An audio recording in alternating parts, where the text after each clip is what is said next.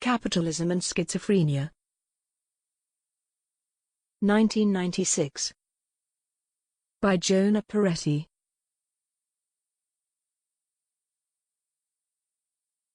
In the time that it has taken to write and publish this paper, internet shopping has entered mainstream culture. Every major corporation in the world has a website offering product information, interactive advertisements, and, increasingly, the ability to buy products online. Discount books, www.amazon.com, pizza delivery, www.pizzanet.net, stocks, www.schwab.com, and just about anything else you can imagine, virtuemall.com, are available for purchase in cyberspace. Internet-based commerce exemplifies and extends the trends in capitalism that this paper attempts to elucidate. In particular, World Wide Web shopping accelerates the rate at which a shopper can acquire products. The only thing that separates an advertisement from a purchase is a couple of mouse clicks. My central contention is that late capitalism not only accelerates the flow of capital, but also accelerates the rate at which subjects assume identities. Identity formation is inextricably linked to the urge to consume, and therefore the acceleration of capitalism necessitates an increase in the rate at which individuals assume and shed identities. The Internet is one of many late capitalist phenomena that allow for more flexible, rapid, and profitable mechanisms of identity formation. Connecting capitalism and identity formation requires extensive contextualization. A considerable portion of this essay is spent wading through the murky waters of Lacanian and post-Lacanian psychoanalytic theory. Evaluating competing theories of identification is essential to my project. What is meant by identification? This preliminary question informs my discussion of how identification functions in the media-saturated world of late capitalism and, more importantly, the issue of how identities can be fostered that resist the logic of commodification. Part 1. Capitalism and Schizophrenia. I focus my discussion of identification by comparing two contradictory texts. The first is the groundbreaking essay by Frederick Jameson, entitled Postmodernism and Consumer Society, 1983. The second is Gilles Deleuze and Félix Guattari's controversial book Anti-Oedipus, 1983. Jameson's essay and Anti-Oedipus present two distinct perspectives on how subjects form identities within late capitalism. Although very different, both texts approach identification through an analysis of schizophrenia and capitalism. To further explore these two themes, I place these texts in conversation with each other and with other texts that focus more narrowly on psychoanalytic studies of contemporary visual culture. Jameson associates postmodern aesthetic and cultural movements with the psychoanalytic category of schizophrenia. Borrowing from Lacan, Jameson defines schizophrenia as the failure of the infant to accede fully into the realm of speech and language. Jameson. The schizoid neonate fails to fully acquire language, and as a result cannot individuate, because the infant must enter into a social/linguistic field to develop an ego. Jameson writes that schizophrenic experience is an experience of isolated, disconnected, discontinuous material signifiers which fail to link up into a coherent sequence. The schizophrenic thus does not know personal identity in our sense, since our feeling of identity depends on our sense of the persistence of the I and the me over time. According to Jameson, the schizophrenic lacks a personal identity, is unable to differentiate between self and world, and is incapable of experiencing continuity through time. There are several reasons why Jameson associates these attributes of schizophrenia with postmodernism and late capitalism. In many respects, the media culture of the late 20th century simulates schizoid experience. The rapid-fire succession of signifiers in MTV-style media erodes the viewer's sense of temporal continuity. To use the same words that Jameson uses to describe schizophrenic experiences, the images that flash across the MTV viewer's retina are isolated, disconnected, discontinuous material signifiers which fail to link up into a coherent sequence. This postmodern montage can have the effect of disorienting the subject, and may contribute to the egolessness that is characteristic of schizophrenia. Jameson is concerned that the emerging postmodern art forms will lack the subversive, critical function that modernist art served. Modernism was oppositional art, asserts Jameson. It did not go well with overstuffed Victorian furniture, with Victorian moral taboos, or with the conventions of polite society. As modernism lost its subversive nature and became canonized, i.e. Picasso, Eliot, Sartre, etc., it is unclear whether postmodernism filled in as a radical social/political movement. By destroying the distinction between high and low art, postmodern culture was able to integrate itself into the capitalist mass culture. MTV can serve as our example once again. For all its sexual explicitness, MTV fails to shock, and contributes to capitalist culture more than it threatens it. Thus, Jameson concludes that postmodernism is closely related to late capitalism. Where modernism often attacked the bourgeois society from which it emerged, postmodernism replicates, reproduces, and reinforces the logic of consumer capitalism. Jameson leaves open the possibility that there is also a way in which postmodernism resists the logic of capitalism. Nevertheless, he reveals his Marxist background and modernist leanings through his skepticism toward the political potential of postmodernism. Jameson links schizophrenia to postmodernism, and postmodernism to consumer capitalism.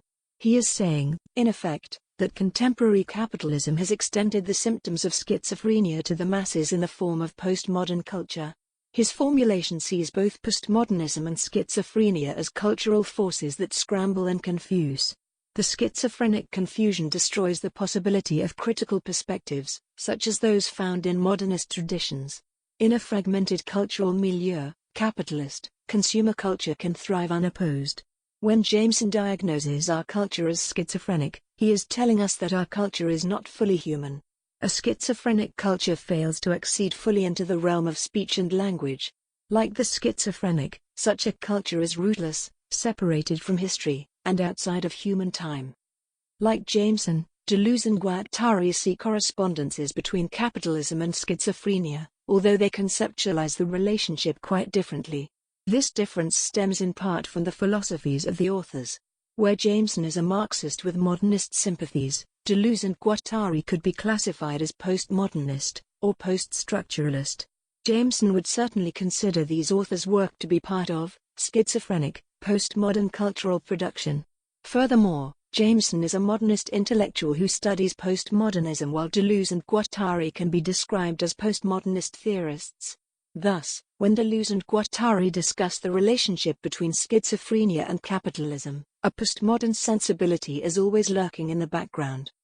Deleuze and Guattari react strongly against the Freudian and Lacanian treatment of schizophrenia.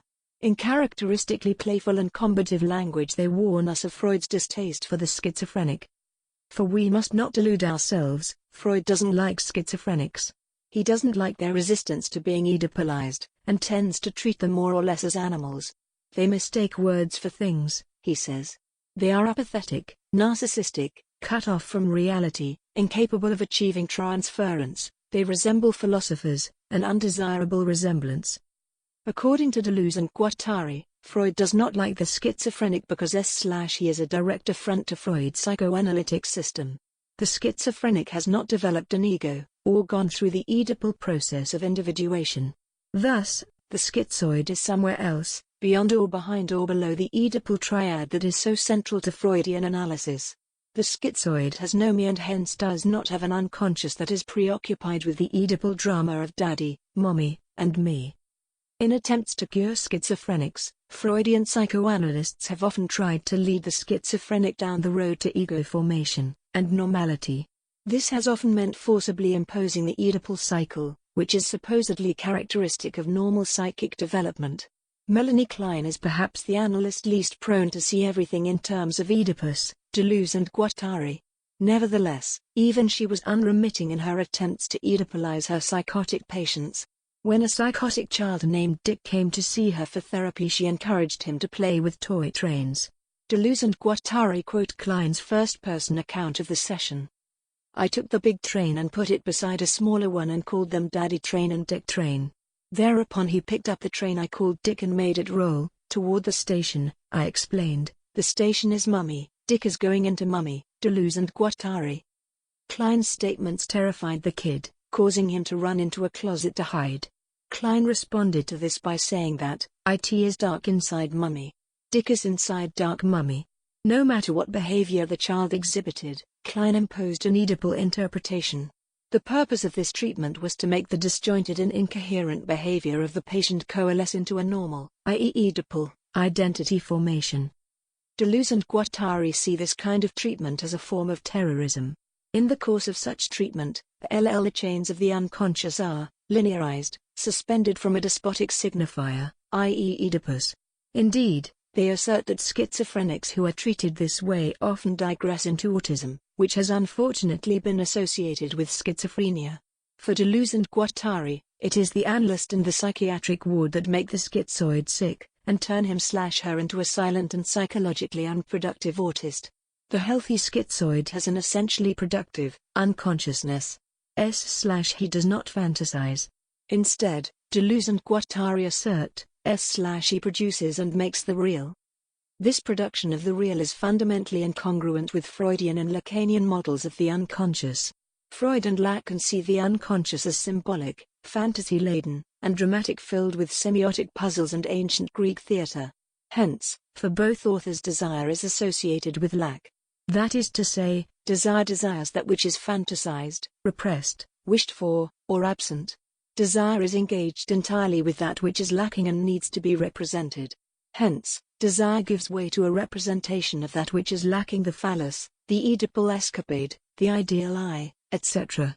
The schizoid, on the other hand, is incapable of experiencing lack.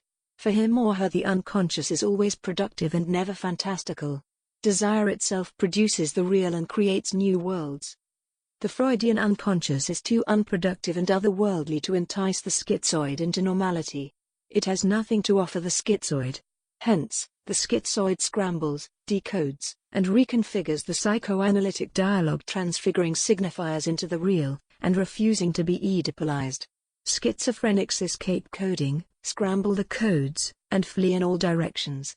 They are orphans, no daddy mommy me, atheists, no beliefs, and nomads, no habits, no territories. Scene 21. Deleuze and Guattari's schizophrenic will not be trapped by the power-laden and despotic webs of signifiers that saturate society and psychoanalytic practice. It is the schizoid's ability to scramble and decode that Deleuze and Guattari associate with contemporary capitalism. Like the schizophrenic, capitalism can insert itself anywhere and everywhere as a decoder and scrambler. Although capitalist societies exhibit a marked taste for all codes foreign and exotic, this taste is destructive and morbid. While decoding doubtless means understanding and translating a code, it also means destroying the code as such, assigning it an archaic, folkloric, or residual function. Mobile, flexible capital is capable of inserting itself into any cultural milieu. In countries as different as Japan, Brazil, France, and Kenya, capitalism is able to take advantage of the local symbolic order, Harvey. The forms that capitalism takes in these various countries reflect the symbolic order that the capitalist machine has plugged into. Thus, Deleuze and Guattari do not characterize the capitalist machine as monolithic or unitary. It does not have an I, an ego, or a unified identity.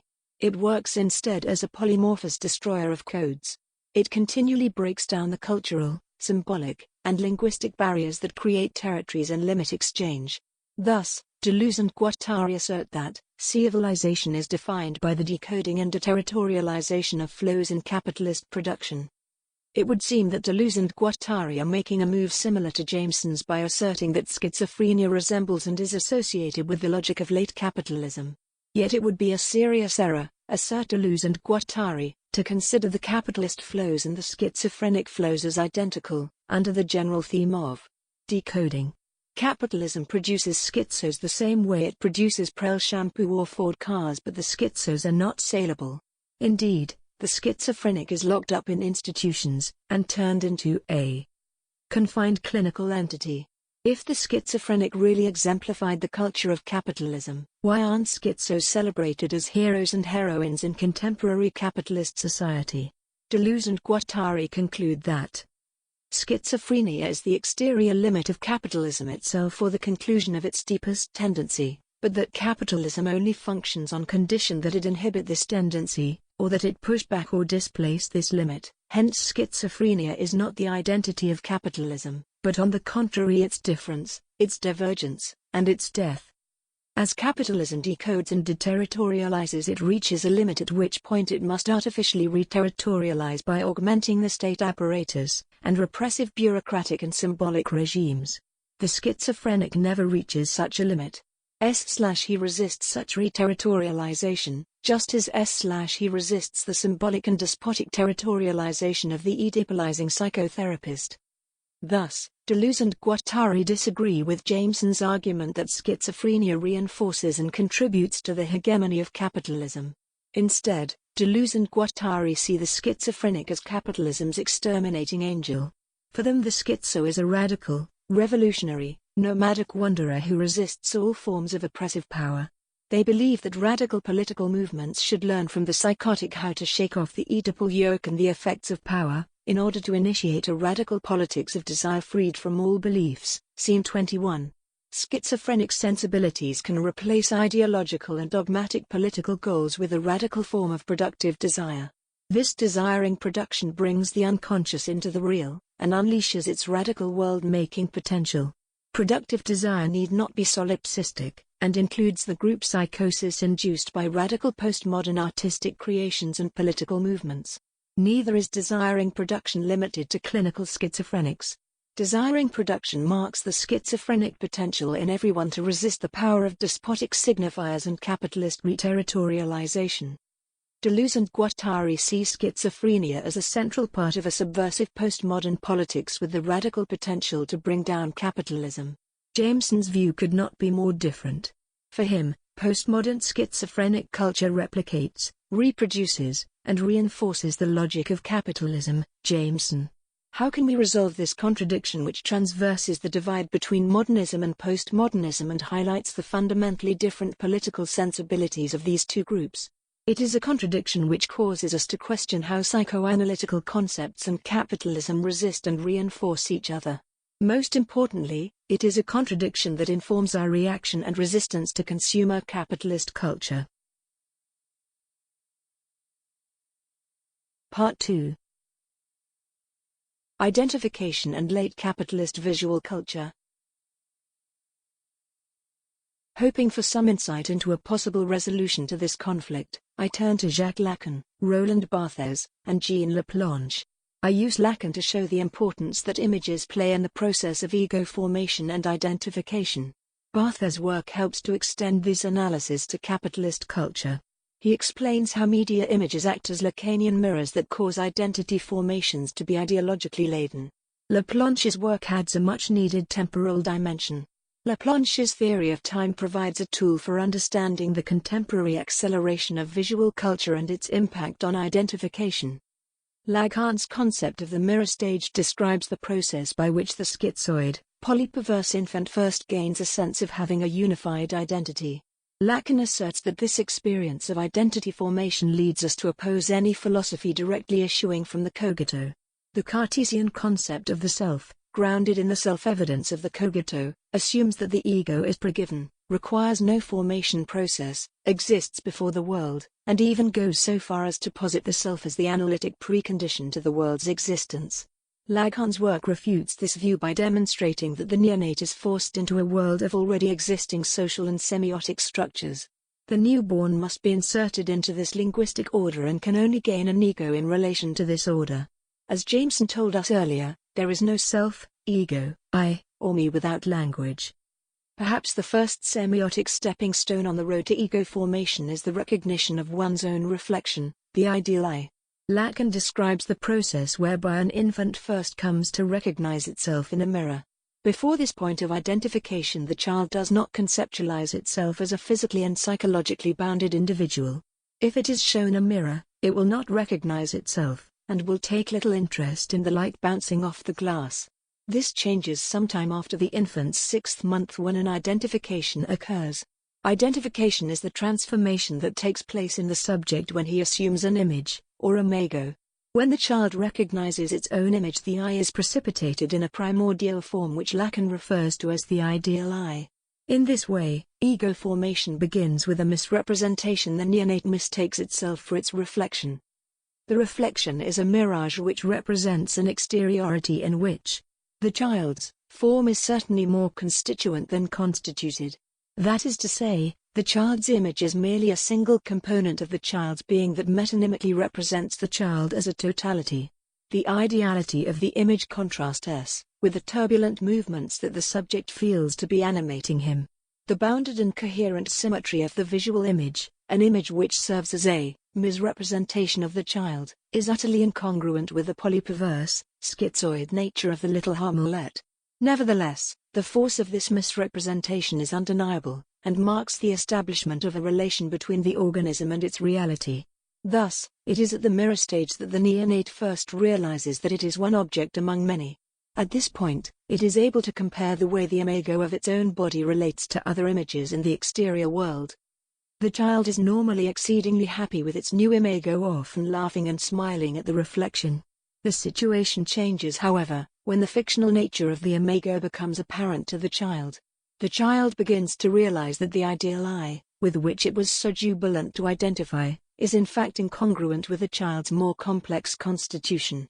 This results in the identification with the imago of the counterpart and the drama of primordial jealousy.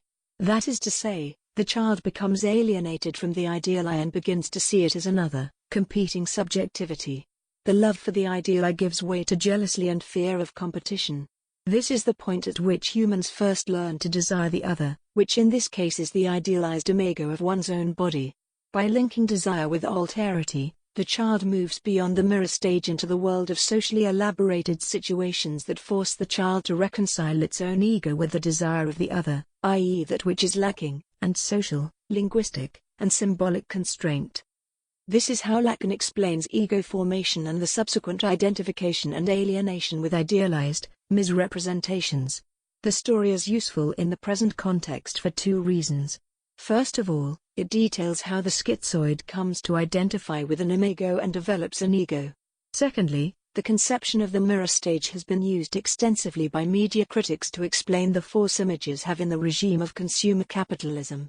The mirroring that Lacan describes happens when a woman looks at idealized images in a fashion magazine, when a teenager stares at a poster of a rock star, or when the man on the street gazes up at the Marlboro Man on the billboard. Such examples are omnipresent in this media-saturated society. Roland Barthes experiences the pleasure of the Lacanian mirror when he visits the cinema. In the movie theater, however far away I am sitting, I press my nose against the screen's mirror, against that other image repertoire with which I narcissistically identify myself. Barthes' short essay, Leaving the Movie Theater, illustrates how visual culture lures viewers, producing pleasure, but also communicating and transmitting ideology. I am glued to the representation, in the film. The historical subject, like the cinema spectator I am imagining, is also glued to ideological discourse. The ideological would actually be the image repertoire of a period of history, the cinema of a society. The viewer narcissistically identifies with an image repertoire that defines the ideological content of a period in history. Barthes connects the pleasure of a Lacanian identification with ideological indoctrination. Like all Lacanian identifications, this filmic experience produces a misrecognition. The viewing subject, glued to the screen, mistakes himself or herself for an ideologically laden image repertoire. In this sense, the very process of ego formation reinforces the logic of a capitalist society. Barthes implies that understanding the image repertoire of a society will elucidate the types of ideologically laden subject formations possible within that society. What, then, is the image repertoire of late capitalist society? Paging through a fashion magazine such as Vogue or Elle, we encounter a variety of radically different images. Some models are childlike, some are butch, some are waifs, some are tattooed, some wear elegant party dresses, some lounge in torn jeans. Closing the magazine and taking the TV remote in hand, we encounter a similar visual cacophony. The viewer is encouraged to identify with cops, thieves, surfers, businessmen, princes, paupers, housewives, and athletes, to name but a few. Indeed, on MTV all of these characters may make an appearance in the course of a 2-minute video. Newspapers, movies, billboards, and video games also offer a stunning array of images. Not only does each of these mediums contain a surprisingly varied image repertoire, but a late capitalist subject may encounter all of these mediums in a single day. Thus, it is difficult to isolate a particular ideology from the image repertoire of late capitalism. What is noticeable is not the content of the images but the efficiency and rapidity with which they are circulated and consumed. Nevertheless, to promote consumer capitalism, the images must have some content to create the possibility for a mirror stage identification. It is this identification with a model, athlete, or actor that encourages the purchase of the product being pitched. In order for an advertisement in GQ to be successful, it must provoke an ego formation that makes the product integral to the viewer's identity. This fragile ego formation must persist long enough for the GQ reader to purchase the product. It is this commitment through time, dependent on a Lacanian ego formation, that is required for advertisements to successfully entice people into buying products. The schizophrenic would make a terrible shopper, because he does nothing, since to have a project means to be able to commit oneself to a certain continuity over time, Jameson. But, if the schizophrenic is a terrible shopper, why is schizophrenic consciousness associated with consumer capitalism? This question forces us to consider the relationship between temporality and identity. Jean Laplanche's recent work explores this theme, providing us with a psychoanalytic theory of temporality. Following Freud, Laplanche associates the experience of time with rhythm. It is through changes in excitation and the movement between pleasure and unpleasure that we develop our experience of time. Laplanche quotes Freud, "Perhaps the experience of time, is the rhythm, the temporal sequence of changes, rises and falls in the quantity of stimulus. In my view, the rhythm of consumer capitalism is defined by the flickering, burgeon, images of the mass media. As the word flickering suggests, in late capitalist societies the rhythm that constitutes temporality is extremely rapid. How does this historically specific rhythm influence the formation and dissolution of identities?" Laplanche links temporality and identification with the concept of detranslation and retranslation. The process of detranslation is characterized by the splitting up of signifying sequences that causes an individual to question his or her current identity. The psychoanalyst stimulates detranslation in the analysand, so that he can develop an alternative, and, they hope, less repressive, identity. This process works because the individual has only too great a tendency to recompose a unity, to retranslate, to recast a synthetic vision of himself and his future. It is this proclivity to recompose a unity that allows the individual to project an identity into the future. Hence the experience of time, defined by Laplanche as rhythm, is created through the continual pulse of detranslation and retranslation. Detranslation requires a temporal discontinuity which produces a retranslation. Thus, in Laplanche's terms, time's rhythm is marked by the ceaseless pulse of detranslation and retranslation. Retranslation produces a temporal commitment, and detranslations allow that same commitment to be revised or replaced. This dual relation proves essential to the workings of consumer capitalism. It allows an individual to identify with an advertisement, retranslation, and project an identity into the future that requires the purchase of a product. Simultaneously, other advertisements will bombard the viewer, splitting up signifying sequences, detranslation, and creating the possibility for fresh identity formations, retranslation. In Lacanian terms, consumer capitalism needs subjects who continually reenact the infantile drama of mirror stage identifications. These subjects must oscillate quickly between schizophrenic consciousness and idealized ego formations. Laplanche's concept of translation adds a temporal dimension to this analysis, showing how the rhythm defined by the capitalist media continually renews the process of identity formation and dissolution. Laplanche's work leads me to a conclusion that Laplanche never drew himself. I assert that the increasingly rapid rate at which images are distributed and consumed in late capitalism necessitates a corresponding increase in the rate that individuals assume and shed identities. Because advertisements link identity with the need to purchase products, the acceleration of visual culture promotes the hyperconsumption associated with late capitalism. Put differently, capitalism needs schizophrenia, but it also needs egos. The contradiction is resolved through the acceleration of the temporal rhythm of late capitalist visual culture. This type of acceleration encourages weak egos that are easily formed, and fade away just as easily. An essentially schizo person can have a quick ego formation, and buy a new wardrobe to complement his or her new identity. This identity must be quickly forsaken as styles change, and contradictory media images barrage the individual's psyche. The person becomes schizo again, prepared for another round of Lacanian identification and catalogue shopping. The ideal is that the capitalist media offer are perhaps even less complex than the infantile imago of the child's own reflection. Needless to say, such an ego wears out fast, inspiring the consumer to shop around for another one. The acceleration of the process of translation and retranslation has necessitated new modes of shopping. The consumer must be able to make a purchase before one fragile identity is replaced by another. Late capitalist society has seen the emergence of numerous techniques to make purchases more instantaneous: the global acceptance of the credit card, catalog shopping, infomercials, the home shopping network, and the emerging internet-based commerce. As I mentioned at the beginning of this essay, computer-based shopping makes purchasing as easy as double-clicking on the image of the product you want. In this instance, an identity formation would only need to last 10 seconds to successfully engender a purchase. When the process of identification becomes this rapid, it closely resembles the inability to identify that characterizes schizophrenia. The similarity between rapid-fire identifications and schizophrenia elucidates Deleuze and Guattari's claim that schizophrenia is the very limit of capitalism. If we understand the word limit in its mathematical sense, we see that the acceleration of visual culture aims to produce a subject that approaches, but does not reach, a truly schizophrenic state.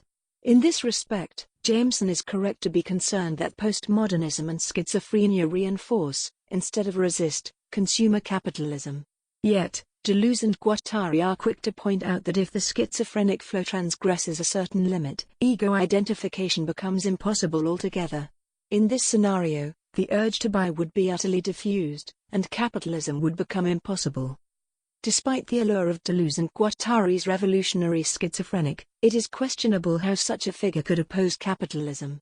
The clinically schizophrenic live miserable and solipsistic lives. Although they do not contribute to the hyperconsumption of late capitalism, they can hardly be called revolutionary.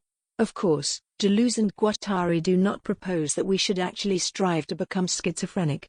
Rather, they feel that we can learn from the schizophrenic's ability to escape the fascism of despotic signifiers. But how can we learn from the schizophrenic's ability to translate oppressive technologies of identification, and still retain our sanity? Deleuze and Guattari think that the schizophrenic can teach us to resist the psychoanalytic association of desire and lack. It is this association, Deleuze and Guattari contend, that prevents desire from becoming an essentially productive faculty. For these authors, desire does not lack anything, it does not lack its object. Indeed, the objective being of desire is the real in and of itself. These assertions are paradoxical because they criticize psychoanalytic theory using its own technical language. Within the context of psychoanalytic language, the idea that desire produces the real is completely ridiculous. If the clinical schizophrenic acts as if desire produces the real for psychoanalysts, it is only because he is delusional and completely isolated from the real. Nevertheless, Deleuze and Guattari's concept of a productive unconscious has value if one moves outside the strictures of psychoanalytic theory. In contemporary society, there are political actors who embody Deleuze and Guattari's vision of the radical schizophrenic. Who are these schizos? Or as Deleuze asks elsewhere, who are our nomads today, our real Nietzscheans? Deleuze. 3 groups, I believe, practice a desire that is divorced from the concept of acquisition and lack: contemporary queer activists and theorists, slackers, and postmodern artists. I conclude by evaluating these movements in particular, and schizophrenic politics in general. Part 3. A radical anti-capitalist schizophrenia. Among queer theorists, Judith Butler's concept of performative politics is compatible with Deleuze and Guattari's notion of desiring production. She identifies queer politics as a milieu that uses desire as an essentially productive force. Butler refers to traditions of cross-dressing, drag balls, street walking, butch femme spectacles, die-ins by ACT UP, kiss-ins by Queer Nation, drag performance benefits for AIDS, the convergence of theatrical work with theatrical activism, performing excessive lesbian sexuality and iconography that effectively counters the desexualization of the lesbian, tactical interruptions of public forums by lesbian and gay activists in favor of drawing public attention and outrage to the failure of government funding of AIDS research and outreach. In these examples, the border between performance and politics is blurred or erased. As this border erodes, so does the separation of desire and the real. Kissings and excessive displays of lesbian sexuality celebrate precisely that which is not lacking, homoerotic affection and desire. In these instances, desire is not defined by lack. Instead, we encounter a positive conception of desire that is capable of producing subversive politics. It is desiring production, and not identity politics, that is essential to the subversive politics that Butler describes. Queer political practice is probably the most fruitful use of Deleuze and Guattari's concept of the radical schizophrenic. Furthermore, other late capitalist subjects have also managed to separate desire and lack. One example is the slacker phenomena. These media-savvy youth consume the accelerated visual culture of late capitalism, yet do not develop ego formations that result in consumer shopping. It is as if the light and sound from the television is sufficient to satiate their desire. Actual products become superfluous. The media itself is the final object of consumption. This refusal to consume diffuses the capitalist media's efforts to accelerate the process of identity formation/dissolution and capital accumulation. Although hardly revolutionary, the slacker's refusal to identify may facilitate forms of community that are played out over and above the logic of commodity exchange. Durkee, 1995. The final schizophrenic subject I will address is the postmodern artist. According to Martha Rosler, these artists produce quotational work that appropriates material from diverse sources, often based on advertising images from the dominant popular culture. Rosler. Warhol's soup cans, Lichtenstein's cartoons, Duchamp's ready-mades, and Kuhn's Michael Jackson statue are all examples of this form of appropriational or quotational work. Such work can potentially produce a schizophrenic consciousness for art viewers by dissociating advertising images from consumer products. By transforming media images into isolated, disconnected, discontinuous material signifiers, these artists make identification more difficult. Jameson. Such work magnifies the schizophrenic tendencies inherent in capitalism, threatening to transgress what Deleuze and Guattari call the schizophrenic limit of capitalism. If this limit is transgressed, an advertisement can no longer function as a Lacanian mirror. Instead, it will be consumed as art, and the consumer product will be forgotten altogether. Finally, Jameson's question remains: can schizophrenic social movements be effective at resisting the logic of late capitalism? The three political and cultural movements of queer activists, slackers, and postmodern artists suggest that a schizophrenic attitude can effect some level of resistance. Yet, these same examples also highlight the limits of a schizophrenic political practice. Queer political movements have been quite successful at subverting and challenging heterosexist norms. More work needs to be done, however, to make this movement more than just oppositional, subversive, and shocking. What positive political vision do we have for a world where two men kissing in public is no longer shocking? This lack of a positive political vision is more evident in slacker culture. Although, slacking off may produce endless local instances of non-commodified social relations, it cannot envision modes of association that truly challenge economic structures. Durkee, 1995. These youth may not contribute to capitalism, but they do not mount a challenge to it, either. Postmodern artistic production encounters similar problems. Rosler is skeptical about the alternative vision that is suggested by such work. We are not provided the space within the work to understand how things might be different. Rosler. The idea of a different, better society is absent or underdeveloped in these examples of schizophrenic cultural and political movements. Returning to Laplanche's analysis, we can say that Deleuze and Guattari's revolutionary schizophrenic is skilled at effecting detranslations.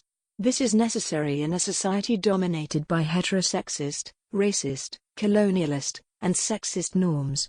As I have argued, schizophrenic acts of detranslation may also be somewhat effective for resisting increasingly flexible and accelerated modes of capital accumulation. Yet, for Laplanche, detranslation is followed by a tendency to recompose a unity. This is impossible a priori for schizophrenic movements. Nevertheless, new unites can prove to be politically strategic and socially beneficial. Laplanche imagines a new synthesis of translation that is less partial, less repressive, less symptomatic.